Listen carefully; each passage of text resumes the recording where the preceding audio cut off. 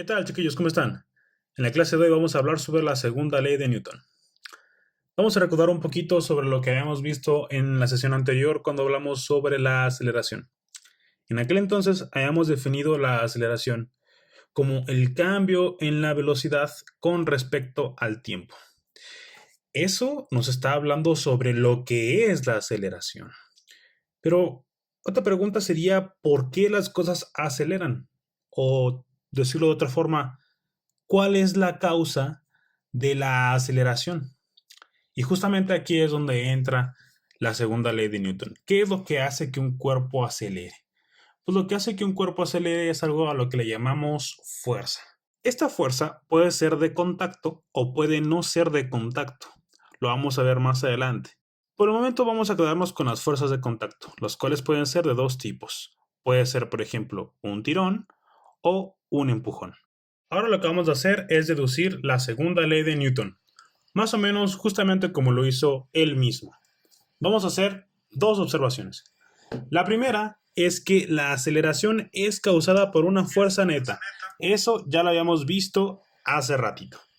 ¿Qué es una fuerza neta? Una fuerza neta es básicamente una suma de fuerzas. Muy bien. Vamos a suponer que tenemos un bloque que está situado sobre el suelo y a ese bloque se le aplica una fuerza F. Este bloque también además tiene una masa m y como lo vimos anteriormente, esta fuerza F debe de causar una aceleración a. Muy bien. Ahora, supongamos que a ese mismo bloque le vamos a aplicar ahora el doble de fuerza. La masa no ha cambiado, sigue siendo la misma y por lo tanto la aceleración debe de cambiar. ¿Qué tanto debe de cambiar? Obviamente debe ser el doble. Entonces, si la fuerza aumenta, la aceleración también debe de aumentar. Decimos que eso es directamente proporcional. Ahora vamos con la segunda observación. En esta segunda observación vemos que la masa se resiste a acelerar. Vamos a partir como lo hicimos hace un momento. Tenemos otra vez un bloque, el mismo bloque de hace rato, pero le damos la misma fuerza, tiene la misma masa y eso causa una aceleración A. Muy bien. Ahora lo que vamos a cambiar no es la fuerza, sino la masa del bloque. Es decir, ahora lo que tenemos es dos bloques. La masa ahora va a ser del doble. Estos bloques obviamente deben estar unidos y vamos a aplicar ahora la misma fuerza. Muy bien. Entonces tenemos el doble de la masa. ¿Cómo va a cambiar la aceleración? Pues va a ser justamente la mitad de la aceleración. Es decir, A entre 2. Si te fijas, ahora la aceleración disminuyó. Tiene algo de sentido. De hecho, tiene todo el sentido. Si la masa aumenta, la aceleración debe de disminuir. Eso, si te fijas, es inverso a lo que habíamos visto hace rato. Si uno aumenta, entonces el otro disminuye.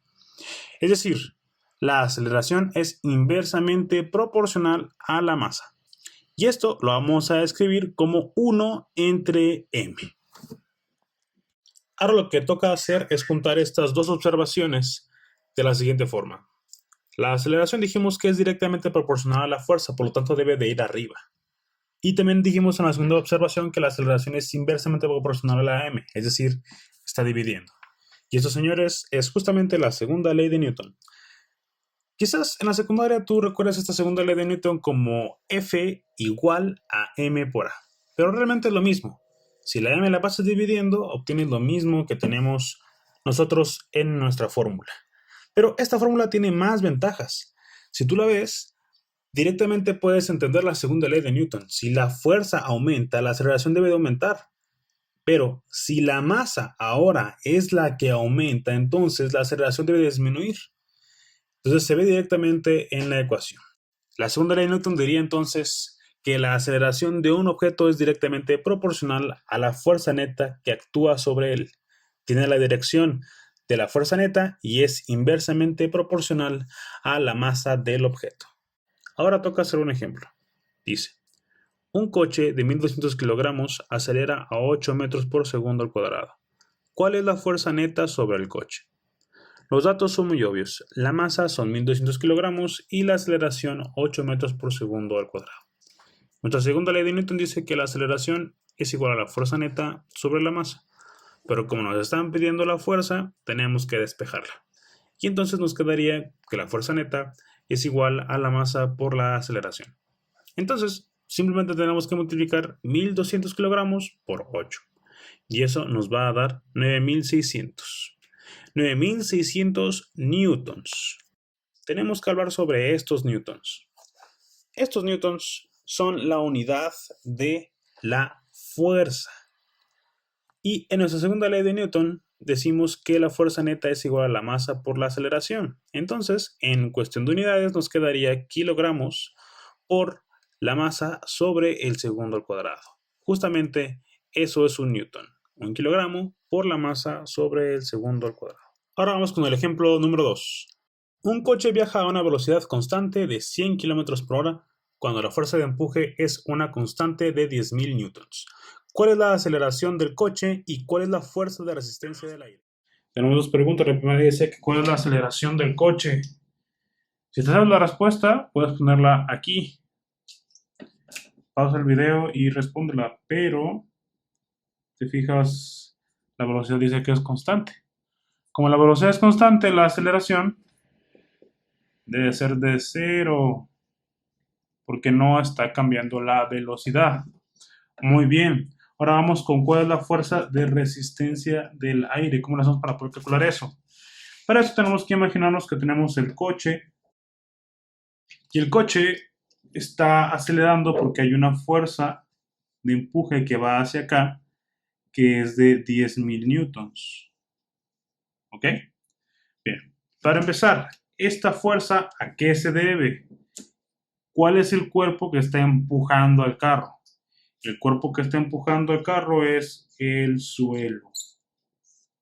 Es decir, la fuerza de fricción.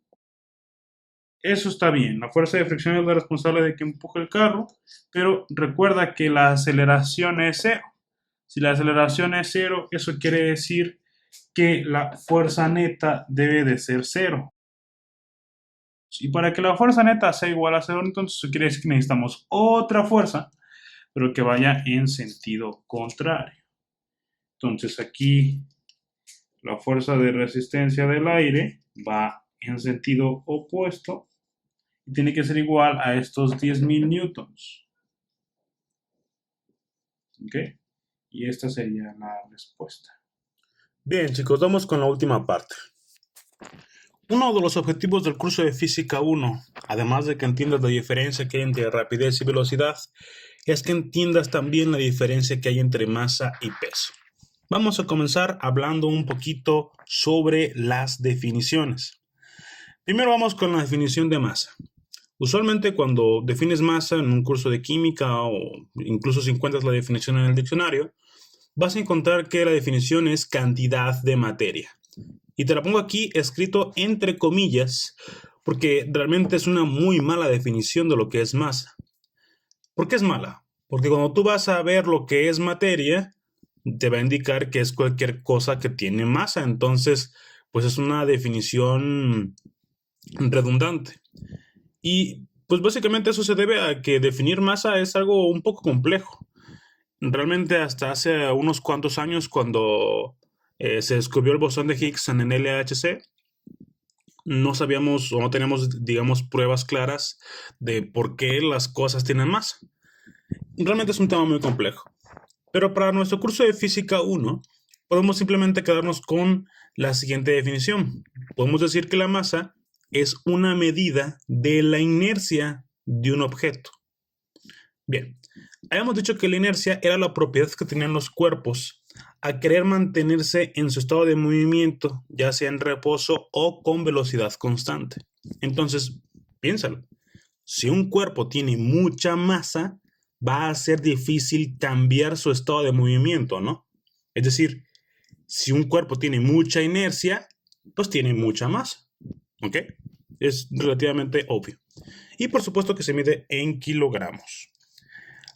Ahora, vamos con el peso. El peso lo debemos entender como una fuerza, ¿ok? Y en este caso es una fuerza que está ejerciendo la Tierra sobre todos nosotros.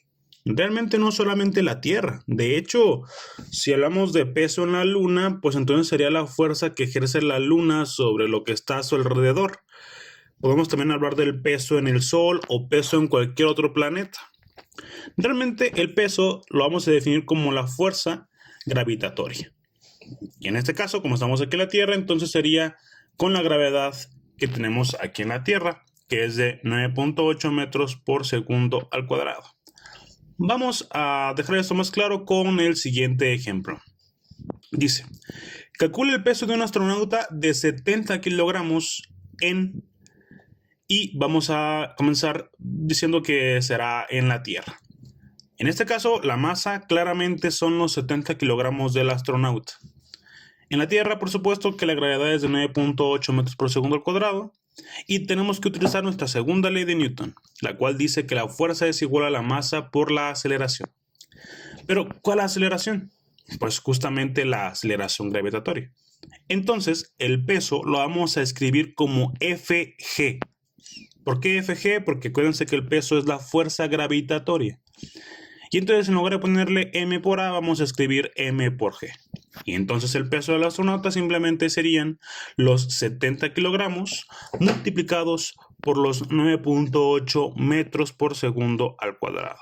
Vamos a tomar nuestra calculadora para ver qué resultado obtenemos. Vamos a agarrar 70 por 9.8 y esto nos va a dar 686 newtons. Esa es otra diferencia clave, ¿no? Las unidades no son kilogramos, son newtons. Y eso sería nuestro resultado. 70 kilogramos de masa, 686 newtons. Pero esto es en la Tierra. ¿Qué sucedería si ahora el astronauta, digamos que llega a la Luna? En la Luna, la gravedad es de 1.67 metros por segundo al cuadrado. Vamos a hacer el mismo procedimiento. Tenemos que Fg es igual a masa por gravedad. Multiplicamos 70 kilogramos por 1.67 en nuestra calculadora y nos va a dar 116.9 newtons. Ahí está. Vamos a redondearlo como 117 newtons. Fíjate, anteriormente en la Tierra eran 686. En la Luna el peso es una sexta parte aproximadamente de lo que tienes en la Tierra. Entonces el peso cambió, pero no cambió la masa. La masa siguen siendo 70 kilogramos, ¿ok? Ya vamos con este último que es un poco capcioso. ¿Cuál sería el peso del astronauta en el espacio exterior? Otra vez sería Fg sería Fg igual a masa por gravedad, pero en el espacio exterior, lejos de cualquier otro planeta, no hay gravedad. Y como no hay gravedad, entonces el astronauta estaría, como quien dice, flotando y su peso sería 0 newtons. Muy bien. Este ejemplo es muy claro porque nos ayuda a escribir bien, o más bien a entender bien las diferencias que hay entre la masa y el peso. Vamos a cerrar todo esto con la siguiente frase, la cual dice: el peso depende del lugar, la masa no. Y vamos a cerrar también con una pregunta de examen, muchachos. Dice, ¿cuánto pesa 1 kilogramo de tortillas? La respuesta no es 1 kilogramo. La respuesta serían 9.8 newtons.